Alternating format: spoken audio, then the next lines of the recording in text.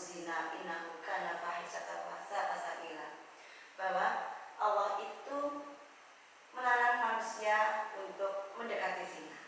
Jadi zina itu yang dilarang, bukan zinanya yang dilarang, tapi taqrabu zina. Mendekati saja Allah sudah melarang kita untuk berbuat zina. Padahal yang dikatakan zina itu adalah luas sekali. Seperti tangan bisa melangkah kepada zina apabila tangan ini digunakan untuk memeluk lawan jenisnya yang bukan muhrim, atau mungkin melakukan sesuatu yang mendekati zina, itu adalah langkah tangan untuk menuju ke zina. Mungkin mata juga bisa melangkah kepada hal yang menuju wala taqrabu zina, itu bila dipakai untuk memandang orang yang lawan jenis yang bukan muhrim, yang membuat seseorang itu mengeluarkan suatu inisiatif untuk wala taqrabu zina atau mendapatkan atau mengeluarkan suatu syahwat, itu sudah wala taqrabu zina. Atau mungkin dengan tulisan cat antar sesama lawan jenis, mengungkapkan bahwa saya I love you, atau mungkin saya tergoda dengan kecantikanmu atau apa, itu sudah wala taqrabu zina. Ya, jadi sudah ditentukan oleh agama bahwa pacaran dalam bentuk apapun tidak dilarang oleh Allah. Alhamdulillah, dari semoga kita semua bisa terhindar dari hal itu ya teman-teman. Nah, ada nggak sih Bu kisah yang menjadi penguat bahwa pacaran itu memang benar-benar tidak boleh? Banyak sekali kisah-kisah dalam Islam yang menguatkan bahwa semua orang, semua anak-anak, semua manusia itu tidak boleh wala taqrabu zina, atau istilah yang sekarang yang modern adalah berpacaran. Kalau kita berbicara soal wanita, karena semuanya berjalan sih, karena berawal bisa dari si laki-laki, bisa dari si perempuan, itu bisa. Kalau kita seorang perempuan itu harus menjaga kehormatan, seperti kisahnya Ibu Maryam. Ibu Maryam itu adalah salah seorang wanita yang sangat luar biasa. Beliau itu sangat menjaga kesuciannya dari orang laki-laki manapun. Dengan kesuciannya beliau itu sehingga diabadikan di dalam Al-Quran sebagai nama surat dalam Al-Quran. Terus ada lagi kisah seorang nabi. Seorang nabi itu beliaunya itu dicintai oleh seorang laki-laki. Dia hidup di Mesir.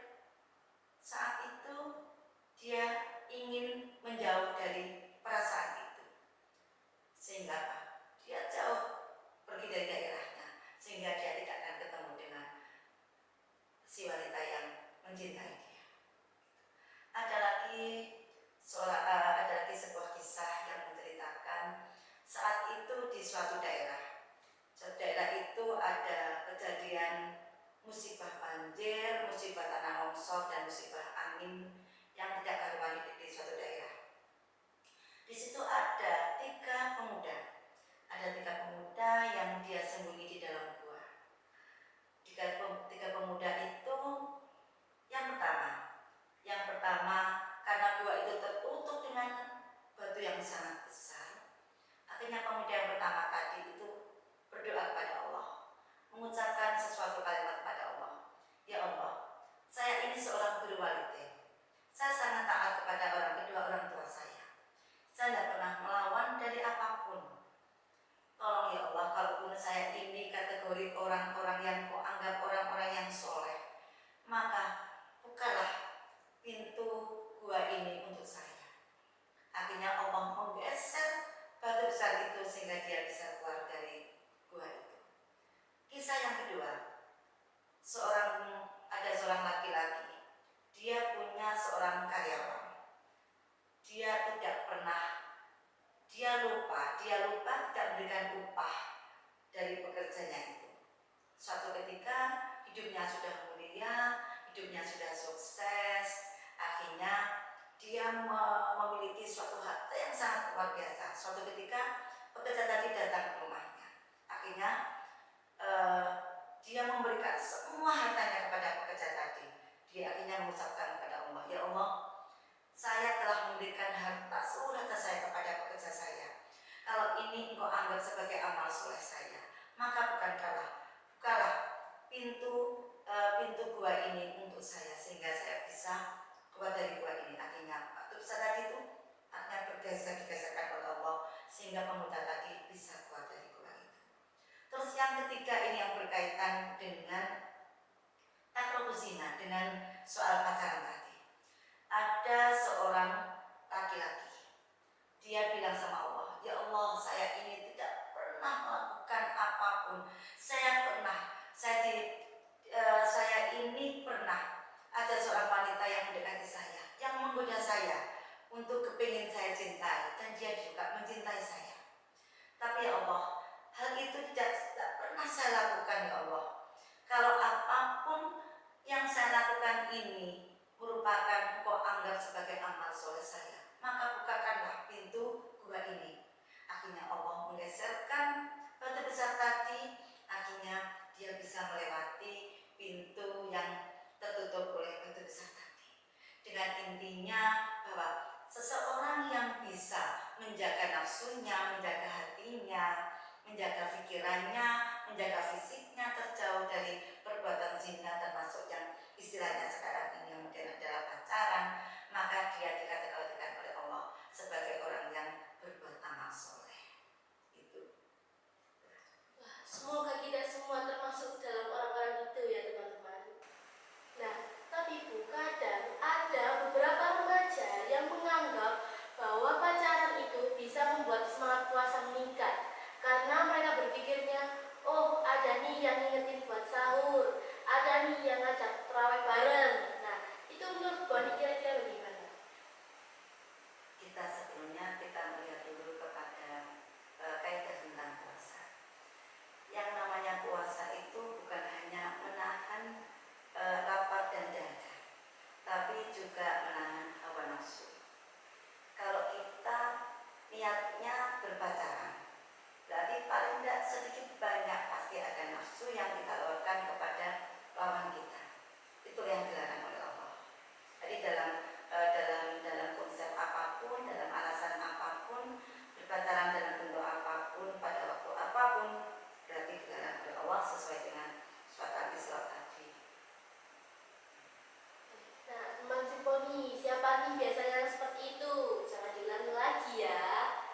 Nah, Bu, kalau pacaran, tapi mereka itu sebelum puasa dimulai, mereka memutuskan hubungan, namun berniat untuk kembali lagi nih setelah hari raya. Itu kira-kira bagaimana sih, Bu? Seperti yang disampaikan tadi, konsep pacaran dalam bentuk apapun, kapanpun, tidak dilarang oleh Allah. Bahkan Allah dalam suatu cerita, bukan hanya dalam suatu cerita, di dalam konsep kandungan dalam surat Al-Isra 32 tadi kan mengatakan bahwa zina itu adalah suatu perbuatan yang kecil dan merupakan suatu jalan perbuatan yang buruk. Maka Allah melarangnya. Jadi dalam waktu kapanpun, meskipun tidak puasa atau di saat puasa apalagi, tetap dilarang oleh Allah. Nah, Bu, kalau kita berinteraksi dengan teman lawan jenis saat di kelas, tapi dalam konteks belajar kelompok, itu kira-kira puasa kita bagaimana? Apakah tetap termasuk zina atau bagaimana, Bu? Zina itu ada batasnya. Jadi mana saat kita berkomunikasi dengan lawan jenis, mana yang dikatakan zina atau tidak, itu satu adalah berangkat dari niat kita. Yang kedua, konsep zina itu kan apabila ada suatu hubungan dengan lawan jenis di mana keduanya itu adalah menunjukkan nafsu birahi, nafsu ketertarikan, atau mungkin yang jauh dari koridor syariat agama, itu memang dilarang. Tapi kalau selagi itu kita berkomunikasi dengan lawan jenis, apalagi dalam hal yang positif untuk belajar atau kita menimba suatu ilmu secara bersama, kita mengkaji ilmu secara bersama, itu diperbolehkan oleh Allah. Jadi semua itu berawal dari niatnya ya, Bu? Iya, betul. Bu, gimana sih cara Bu Ani untuk memotivasi para remaja zaman sekarang untuk menghindari perilaku pacaran?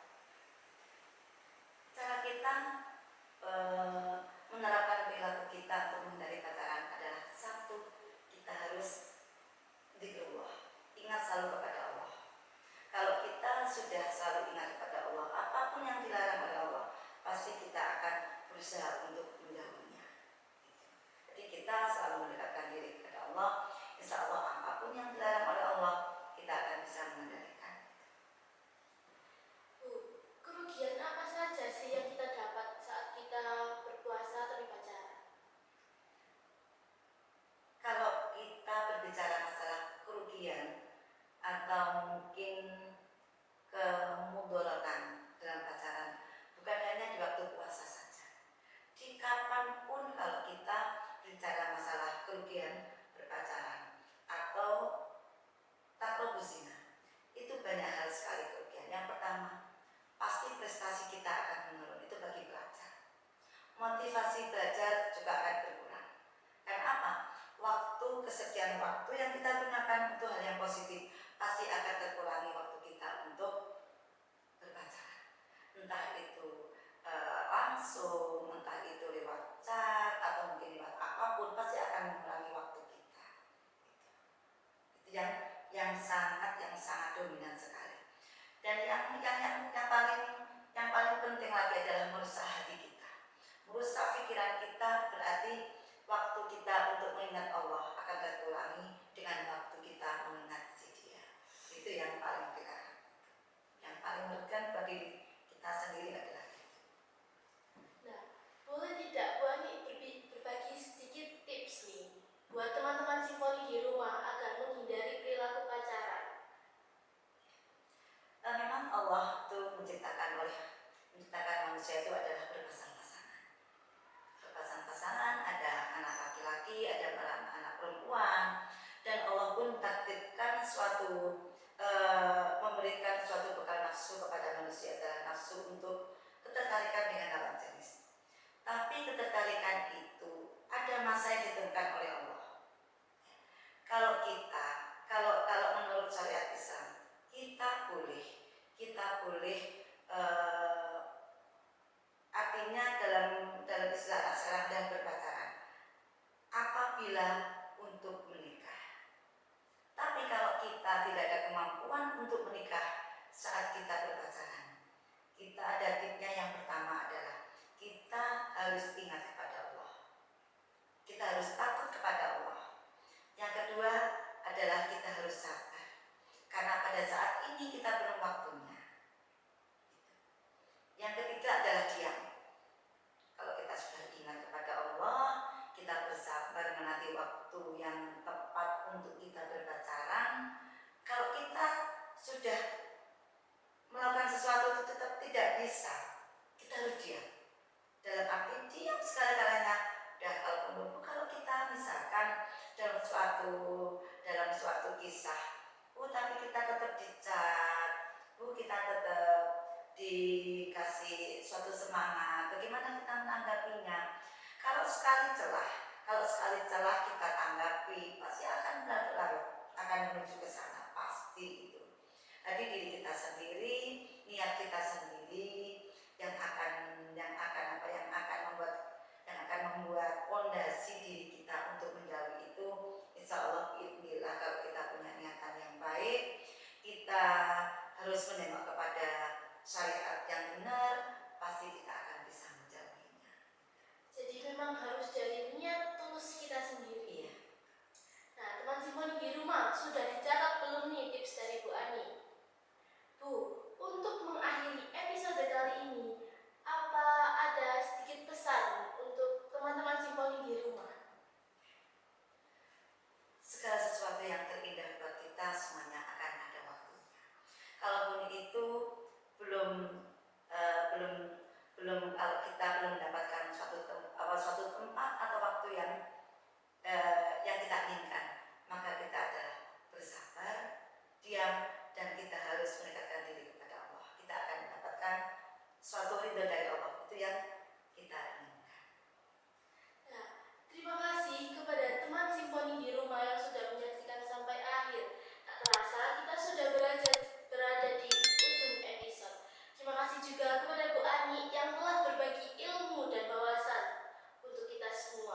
Jangan lupa untuk ikuti sosial media kami untuk update terbaru.